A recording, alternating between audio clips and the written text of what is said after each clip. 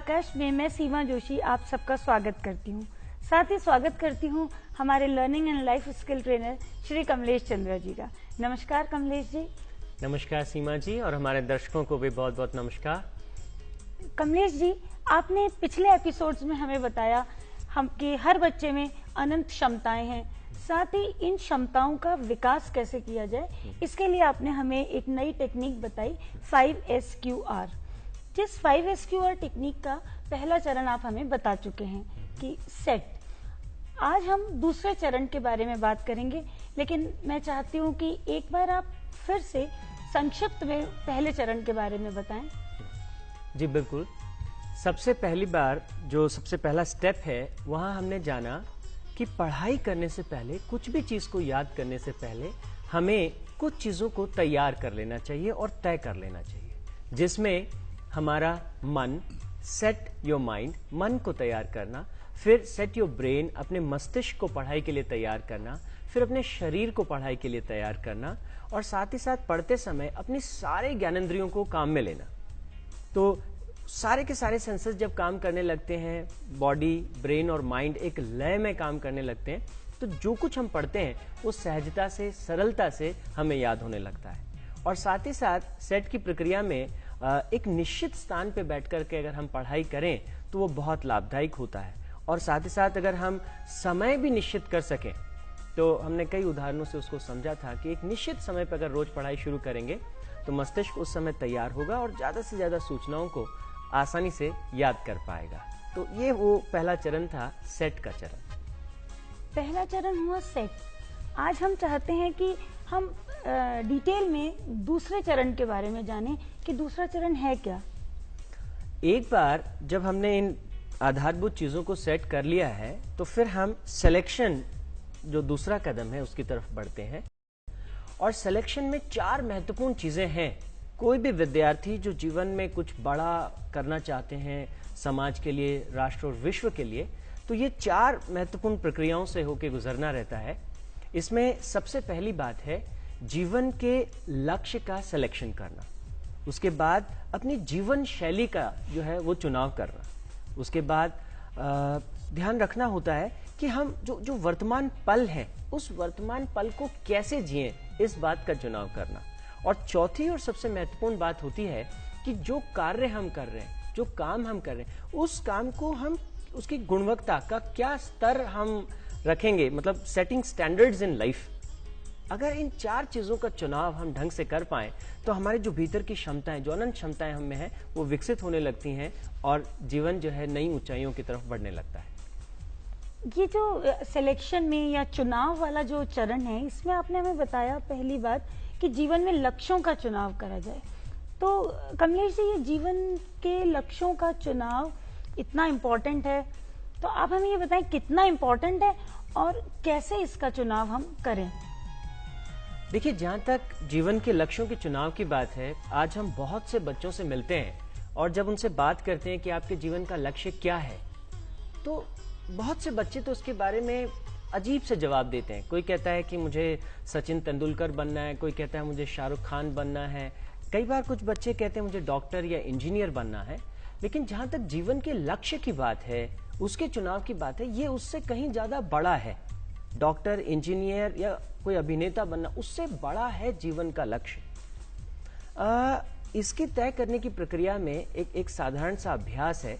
अगर उसको करें, एक साधारण सा प्रयोग कहना चाहिए, तो शायद हम इसको आसानी से तय कर सकते हैं।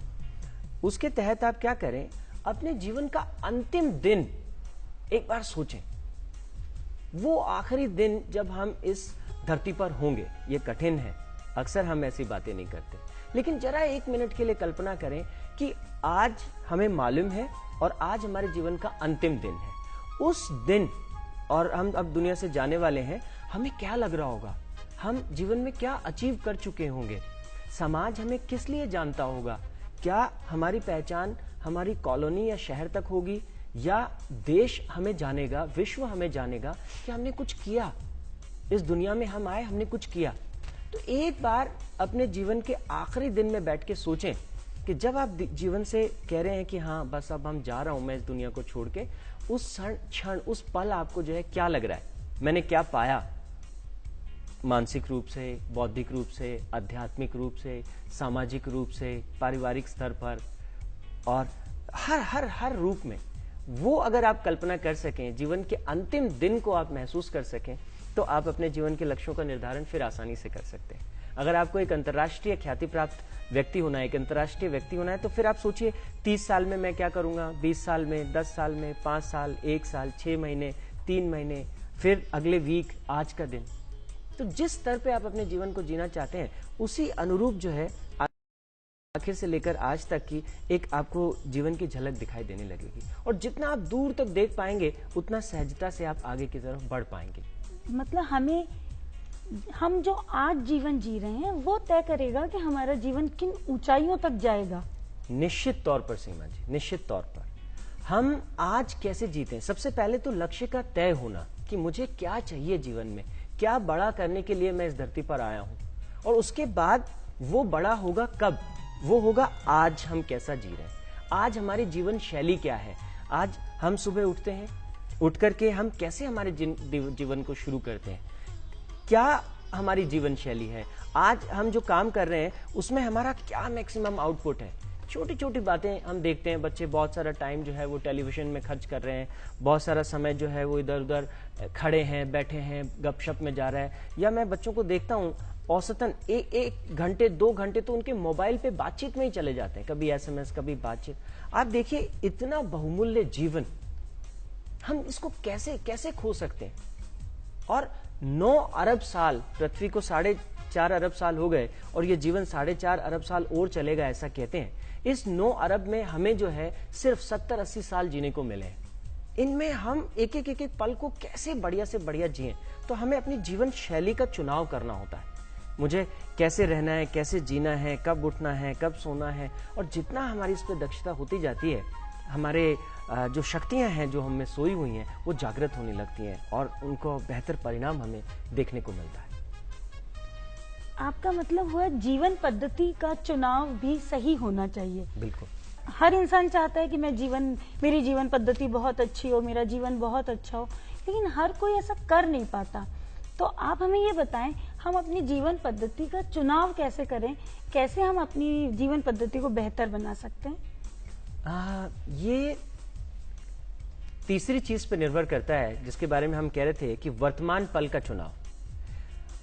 जीवन में सब लोग चाहते हैं सुबह जल्दी उठें, ये करें, वो करें, लेकिन वो एक क्षण जिसे हम कहते हैं निर्णय की घड़ी, जब भी हम कुछ करने लगते हैं मन में 2 भाव पैदा होते हैं, उठ जाऊं या थोड़ी देर और सो जाऊं, ये पढ़ाई कर लूं या मैं टीवी देख लूं, दोस्तों के साथ निकल जाऊं या परीक्षा की तैयारी कर लूं। हर समय 2 विकल्प हमारे सामने रहते हैं और हम उस क्षण कौन से विकल्प को पकड़ते हैं। हम किसी इंटरव्यू के लिए जाते हैं, 2 विकल्प आते हैं, 2 मन में आवाजें आती हैं। एक आवाज कहती है कि नहीं, मार्क्स नहीं आएंगे, फेल हो गए, क्या होगा, खराब हो जाएगा। वहीं दूसरी आवाज आती है कि नहीं, पास हो सकते हैं, अच्छा कर सकते हैं, बेहतर कर सकते हैं। इन दोनों में से हम किसका चुनाव करते हैं, कौन सी बात को हम पकड़ते हैं, कौन से क्षण को हम जीते हैं। अगर हमने सकारात्मक क्षण को जीना शुरू कर दिया, और सकारात्मक क्षण कौन सा होगा, वो क्षण जो आपके जीवन के अंतिम लक्ष्य की तरफ जाता होगा। अगर उस क्षण के चुनाव को हमने पकड़ना शुरू कर दिया, उसे लेते चले गए, तो जीवन लगातार जो है बदलता चला जाएगा, सकारात्मक होता चला जाएगा और भीतरी शक्तियां विकसित होती चली जाएंगी। ये हुआ कि अगर हम जीवन पद्धति को इम्प्रूव कर लें तो हमारा जो कार्य करने का तरीका है, हमारा ऊर्जा स्तर है, कार्य करने का जो स्तर है, सब कुछ बढ़ जाएगा। निश्चित तौर पर सीमा जी, निश्चित तौर पर आप देखिएगा कि जिस तरीके से जो हमने लक्ष्य जीवन के लिए तय किया है, उसी लक्ष्य के अनुरूप अगर हमारी जीवन शैली है और उस जीवन शैली के अनुरूप हम हर क्षण जो निर्णय ले रहे हैं, वो निर्णय एक के बाद एक उसी जीवन शैली और उसी लक्ष्य की तरफ बढ़ने वाला है, तो आप देखेंगे कि जब भी कोई काम हमारे हाथ में आएगा, छोटे मोटे हर तरह के काम हम करते हैं, अगर तो हमें ये सोचा कि हमें एक साधारण जीवन जीना है, हम आ गए बस एक साधारण जीवन जीना है, तो आप देखिएगा साधारण जीवन शैली होगी। साधारण जीवन शैली होगी तो हम जो वर्तमान निर्णय लेंगे वो साधारण ही होगा, ठीक है थकान हो रही है मैं सो जाता हूँ, और उसके बाद जो हमारा काम है उसके ऊपर वही प्रभाव पड़ेगा। अगर कोई रिस्पॉन्सिबिलिटी हमें दी गई है तो उस रिस्पॉन्सिबिलिटी को हम साधारण तरीके से लेंगे, हाँ ठीक है हो जाएगा तो हो जाएगा, नहीं तो कल कर लेंगे। तो उस काम की जो गुणवत्ता है, जो भी काम हमें सौंपा गया है उसकी गुणवत्ता, उसका अगर हम ध्यान रखें, उसके स्तर का हम ध्यान रखें। बच्चे हैं, पढ़ाई कर रहे हैं, अब ठीक है पढ़ाई करना है, मैम को ये सुनाना है मुझे, तो उसने सरसरी तौर से पढ़ लिया कर लिया। लेकिन अगर वो इस बात का ख्याल करे कि मुझे डॉक्टर तो बनना है लेकिन विश्व प्रसिद्ध डॉक्टर होना है और मुझे लाखों लाखों लोगों की मदद करनी है, तब उसका वर्तमान क्षण बहुत कीमती हो जाता है। इस क्षण में जब वो पढ़ने बैठेगा तो उसे मालूम होगा कि इस क्षण में मुझे अपना बेस्ट देना है, मुझे पूरा पूरा ताकत लगानी है। और उससे क्या होगा कि उसके वर्तमान क्षण में जो कार्य का जो स्तर है, स्टैंडर्ड ऑफ हिज वर्क है, वो राइज करेगा, वो बढ़ेगा।